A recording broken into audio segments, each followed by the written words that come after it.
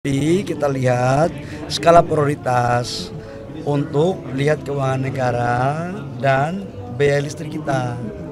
Jadi PLTU saya lihat masih salah satu hal yang harus kita pertimbangkan karena dia kan biayanya kan cuma 5 sen, 6 sen. Kalau kita pakai energi baru terbarukan kan di atas 10 sen. Bahkan selisihnya kalau kita pakai antara batu bara dan gas, selisih per 1 gigawatt per tahun 5-6 triliun. Jadi 5-6 triliun ini siapa yang menanggung? Negara subsidi lagi atau rakyat membebani rakyat? Ya saya kan harus berpikir mendahulukan kepentingan rakyat dong. Amerika aja keluar dari Paris Agreement, masa kita harus dipaksa-paksa terus? Tapi kita setuju loh untuk memakai energi baru terbarukan dengan cara tetap PLTU, tapi kita blending dengan gas, kemudian matahari, dan atau kita lagi mendesain untuk menangkap carbon capture-nya sehingga batu baranya itu batu bara bersih. Nanti secara bertahap akan tetap dilakukan ya Pak, pensiun Pasti dini PLTU.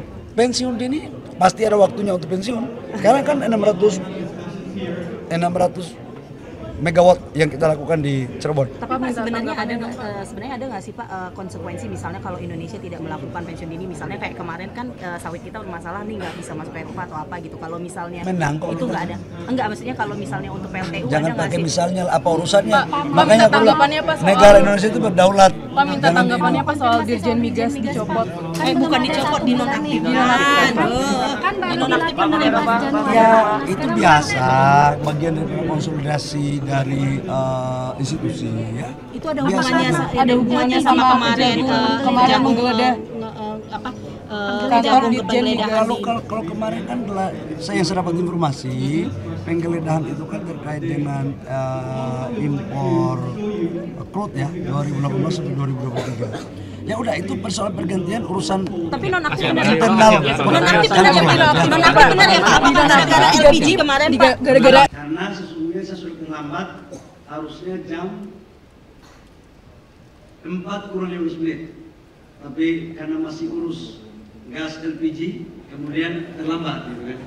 Jadi saya harus tetap, tapi karena ini persoalan forum yang sangat bagus, maka saya datang.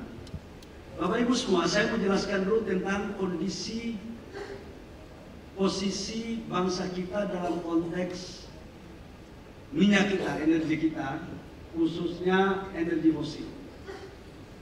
Kita tahu bersama bahwa pada tahun 96-97 waktu itu masih mahasiswa, negara kita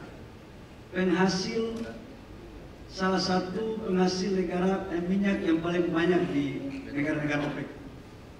Lifting kita waktu itu kurang lebih sekitar 1,6 juta barel per day, dan konsumsi kita kurang lebih sekitar 500 sampai 600 ribu barel per day. Dan ekspor kita waktu itu kurang lebih sekitar 1 juta barel per day.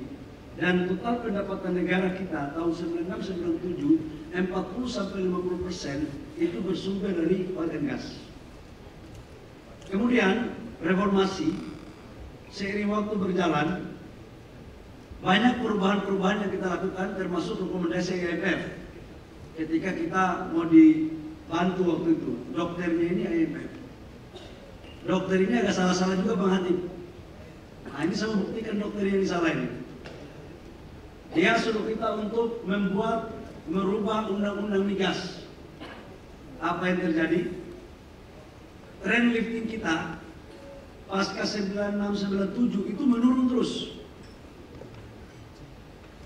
Kemudian sampai dengan 2008 kita agak naik sedikit karena kita dapat Banyu Urip sampai dengan 2016. Kemudian apa yang terjadi Bapak Ibu semua, lifting kita sekarang tidak lebih dari 600 ribu barel per day. Konsumsi kita sekarang 1.500 sampai 1.600 barel per day. Jadi kondisi tahun 96-97 itu berbalik sekarang.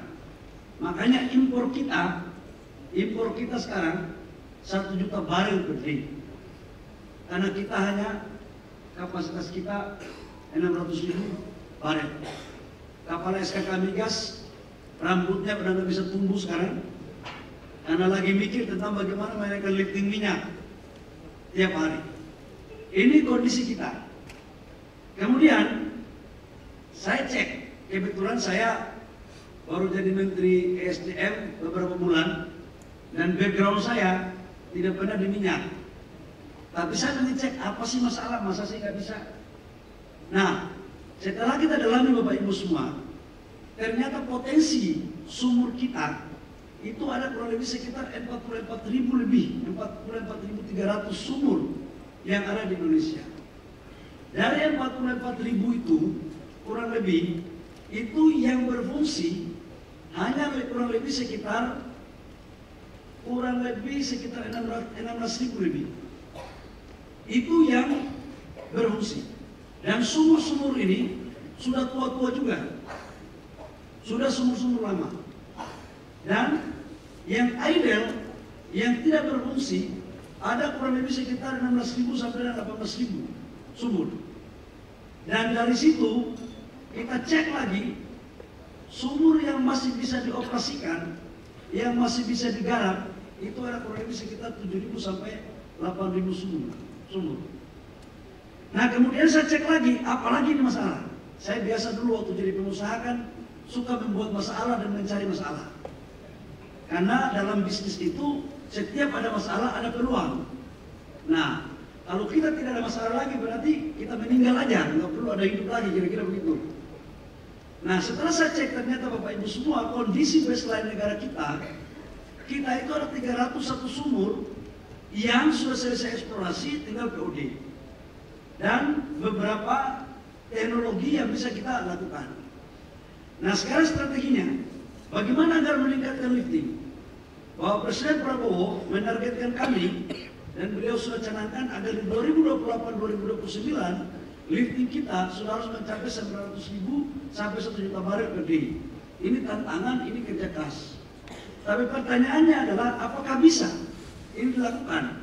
Ternyata Bapak Ibu semua, minyak kita ini masih banyak, khususnya di Rokan. Kemarin saya baru pulang dari Rokan, tapi minyaknya di bawah itu bagaimana caranya untuk menaikkan. Nah kita melakukan intervensi dengan teknologi. Salah satu teknologi yang kita dorong adalah EOR dan beberapa metodologi pengeboran yang selama ini kan kita bor itu vertikal. Di Amerika itu dari 3.500.000 sekarang menjadi 13 juta barel per day. Itu dengan memakai teknik pengeboran horizontal. Dan sekarang kita akan pakai di beberapa wilayah-wilayah kerja kita di Indonesia.